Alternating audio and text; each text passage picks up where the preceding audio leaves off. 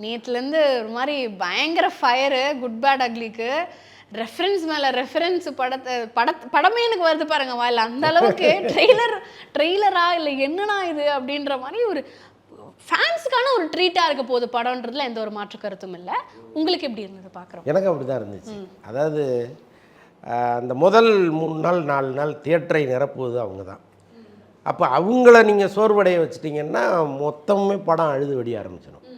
அப்போ அவங்களுக்கான உற்சாகத்தை முதல்ல கொடுத்துடணும். அதுக்கப்புறம் குடும்பங்களும் குழந்தைகளும் பார்க்குற மாதிரி அதுக்குள்ளே சில எலிமெண்ட்ஸ் எல்லாம் வைக்கணும். ஸோ அப்படி தான் ஆதிக் ரவிச்சந்திரன் இதை பண்ணியிருப்பாருன்னு நான் நம்புகிறேன். அதனால தான் இவ்வளவு ஃபேன்ஸ் அப்படி கொண்டாடிக்கிட்டு இருக்காங்க அந்த ட்ரெய்லரை.